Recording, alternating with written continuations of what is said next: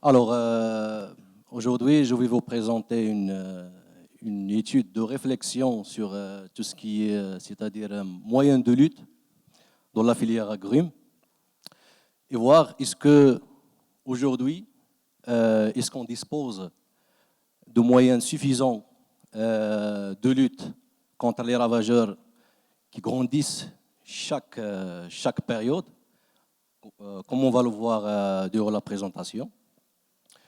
Et en parallèle, on va se comparer avec nos concurrents, c'est-à-dire sur le marché international. Est-ce qu'ils ont les mêmes problèmes que nous? Est-ce qu'ils disposent plus de moyens que nous ou moins de moyens? Donc, c'est l'objectif de l'étude. C'est beaucoup plus une étude de réflexion pour qu'on s'arrête sur ce problème-là. Alors, je vais étaler, c'est-à-dire la présentation en suivant le plan suivant. Donc, une petite introduction, la méthodologie d'analyse que nous avons adoptée, les principaux résultats, et je vais finir par une conclusion. Alors, en guise de conclusion, ça vous le savez tous, donc le domaine le plus dynamique en agriculture, c'est la protection phytosanitaire, sur les deux sens. C'est-à-dire, nous avons des menaces de plus en plus, c'est-à-dire importantes, et nous avons d'un autre côté la législation qui, à chaque fois, nous avons des retraits, nous avons des molécules nouvelles, des molécules moins. Et nous avons aussi en face des clients de plus en plus exigeants. Donc, on est, c'est-à-dire entre le marteau et l'enclume. Et face à cette situation, est-ce qu'aujourd'hui la filière agrumes, il est en bonne santé, il dispose de moyens de lutte suffisants, c'est-à-dire pour pallier à ces problèmes. Donc, après 10 ans d'exercice, donc je me suis focalisé sur les 2 dernières années. Une étude qui a été faite récemment, qui n'a pas été publiée, je me suis permis d'utiliser, c'est-à-dire les résultats qu'ils ont eus. Donc, nous avons un seul coût de 52%, d'accord, de 52% de coût de la protection phytosanitaire. Et ça, c'est très important. Et c'est dû, entre autres, à des retraits des matières actives que nous avons assistés, qui étaient très massifs durant les 2 dernières années, entre autres à la conjoncture internationale. Mais le fait, il est là. Donc, nous avons des problèmes phytosanitaires, nous avons un coût grandissant, nous avons, c'est-à-dire des moyens qu'on va voir, est-ce que c'est suffisant ou pas suffisant, et ainsi de suite. Et le plus important à signaler, chose très importante, et je sais que mes confrères, les producteurs, ils souffrent de ça, nous avons des complications en matière de lutte. Nous avons des espèces résistantes qui émergent, nous avons des problèmes, c'est-à-dire à maîtriser certaines mauvaises herbes, certaines maladies, certains ravageurs, faute éventuellement des moyens de lutte efficaces et disponibles.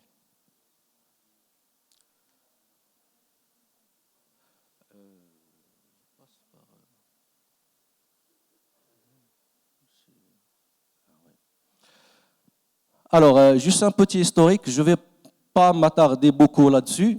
Comme vous le voyez, la liste des ravageurs, je parle uniquement ravageurs, elle est en train de, c'est-à-dire de s'élargir chaque période. Donc, en 1949, nous étions un des ravageurs qui en nombre, il était, c'est-à-dire moins important. Aujourd'hui, et jusqu'à 2018, Ismaïli a parlé récemment des TRIPS, on vient d'identifier des espèces de TRIPS qui vient alourdir, c'est-à-dire la tâche pour le producteur. Alors la liste, comme vous le voyez, elle est en train de, à chaque fois, entre 10 à 15 ans, nous avons une introduction de ravageurs, et pas n'importe quel ravageur. C'est des ravageurs qui demandent, c'est-à-dire qui pèsent lourd à la profession et qui demandent beaucoup de vigilance et beaucoup de, c'est-à-dire de moyens pour la lutte.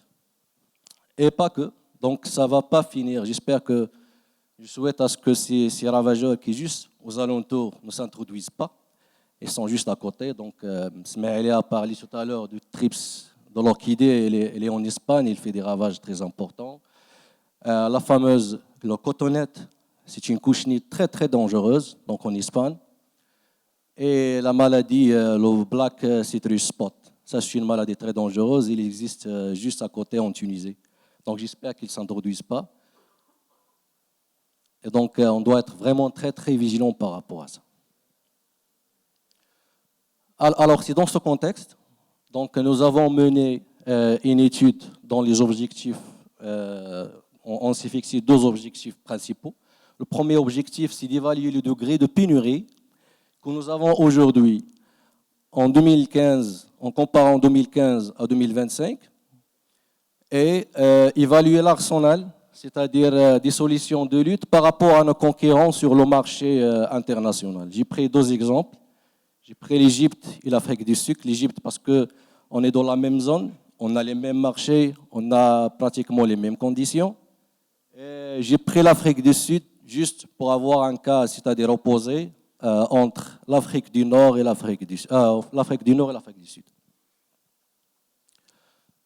Voilà, donc pour un peu, c'est-à-dire vous expliquer la méthodologie que nous avons adoptée, nous avons recensé toutes les molécules homologuées, autorisées sur la filière agrumes en 2015 et 2025. Ces molécules, par la suite, elles étaient triées, classées par mode de fonctionnement entre insecticides, fongicides, acaricides, herbicides. Et sur la partie herbicide, nous avons fait la différence entre, parce que c'est très important, entre un herbicide totalisant, herbicide anti-graminées solo, herbicide anti-décote solo et la classe des anti-germinatifs. Et puis par la suite, et ça c'est extrêmement important, nous les avons classés par mode d'action.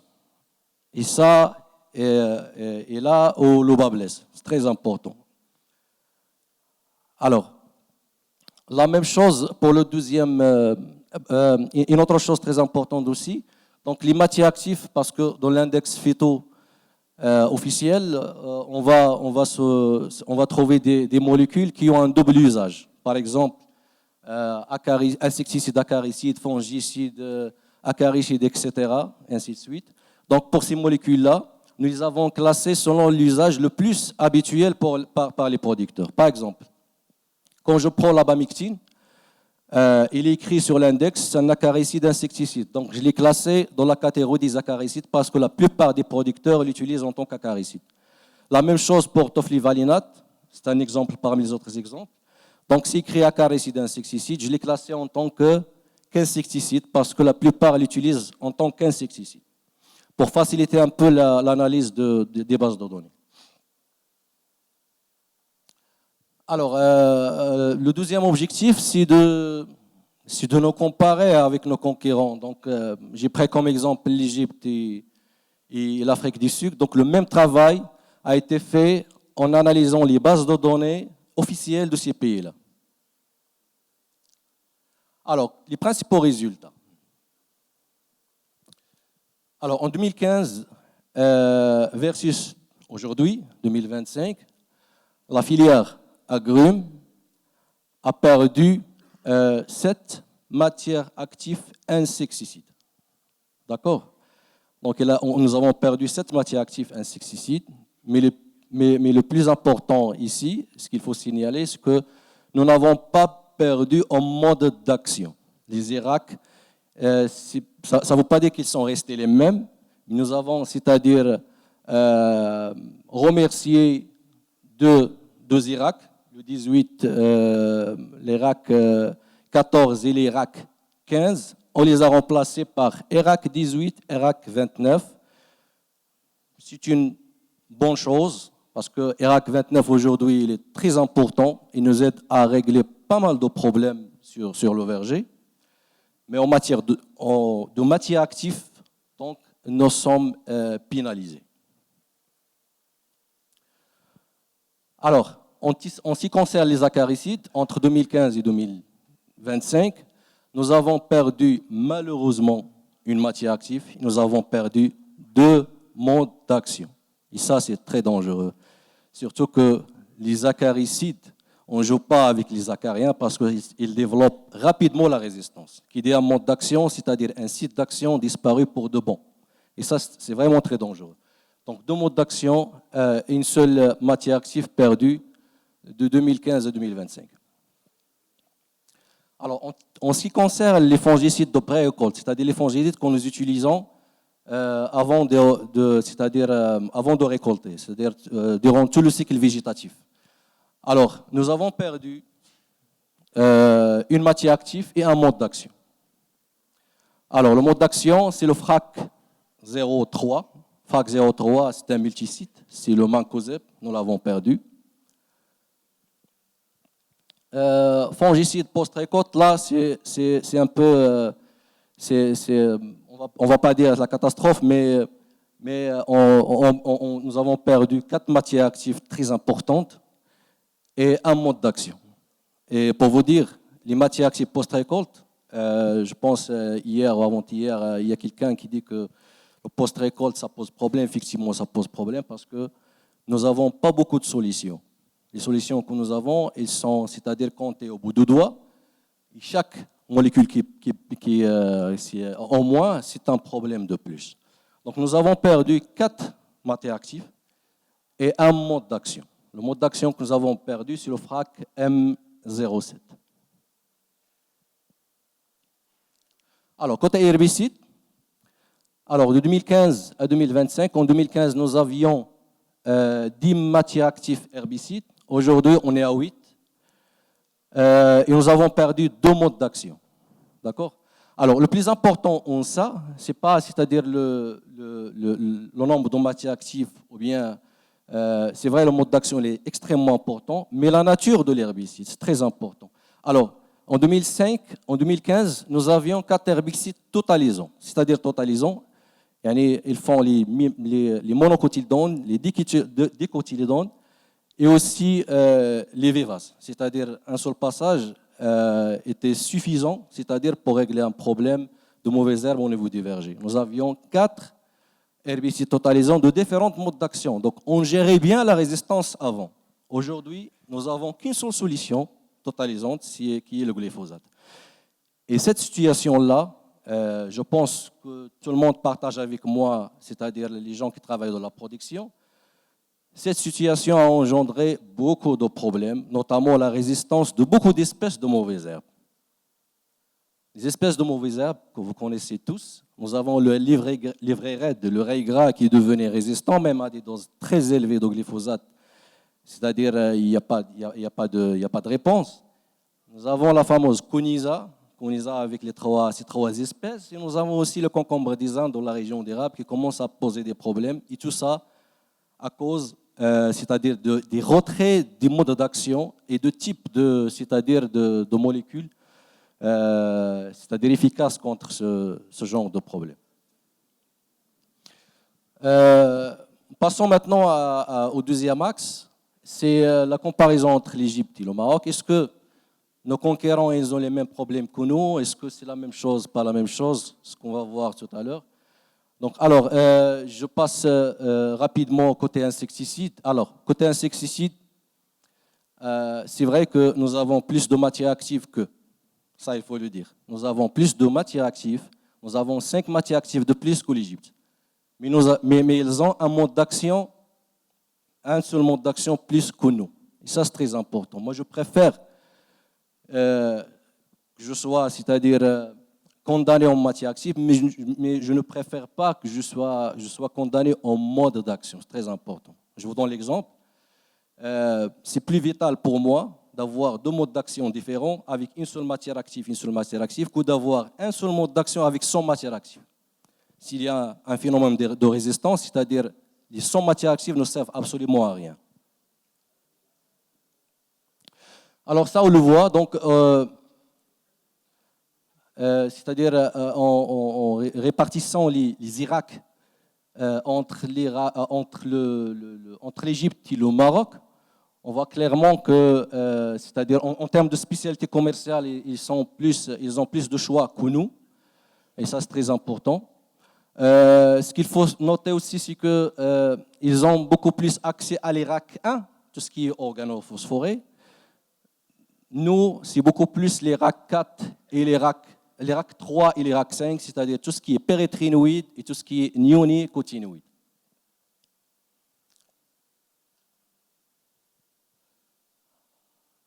Alors, acaricide, la même chose, nous avons une seule matière active de plus par rapport à eux. Et la même chose, ils ont un mode d'action de plus par rapport à nous. Donc, en termes de spécialité commerciale, ils ont plus de choix que nous, donc pratiquement le double, donc à 98 spécialités commerciales sur le marché. Nous en avons que 43. Et ce qu'il faut noter aussi, c'est très important, à peu près 50% des spécialités commerciales, c'est de la bamectine. D'accord? Donc, 2 minutes, donc je passe rapidement. Donc, la même chose en fongicide,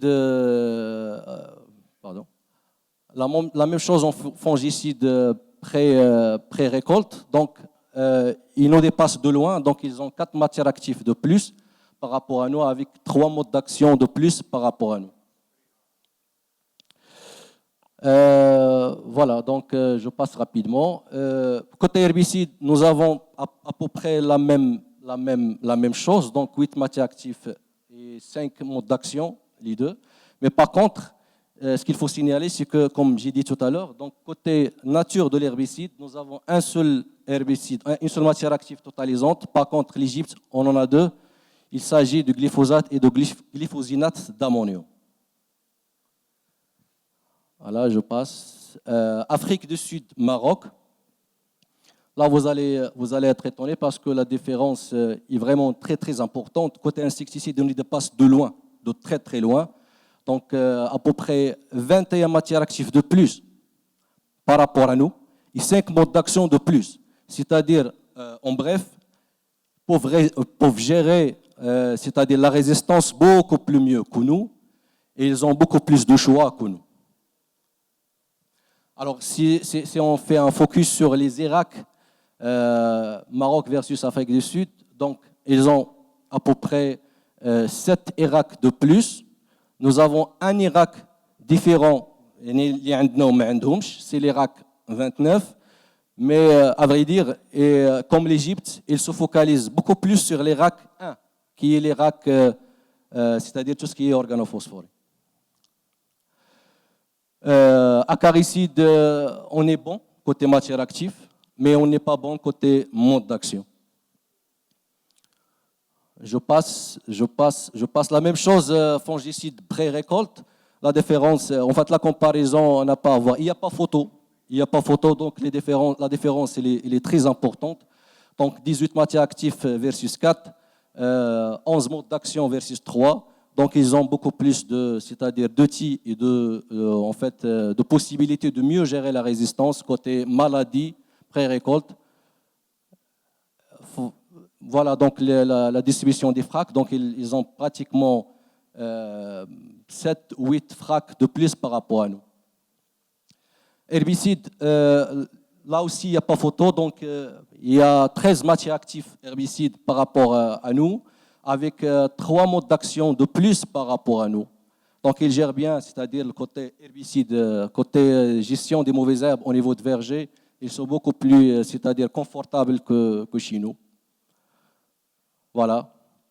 Donc en guise de conclusion, donc la filière depuis 2015-2025, nous avons perdu des matières actives, nous avons perdu du mode d'action. Nous avons des problèmes aujourd'hui, des résistances qui émergent, surtout côté herbicide, côté mauvaises herbes,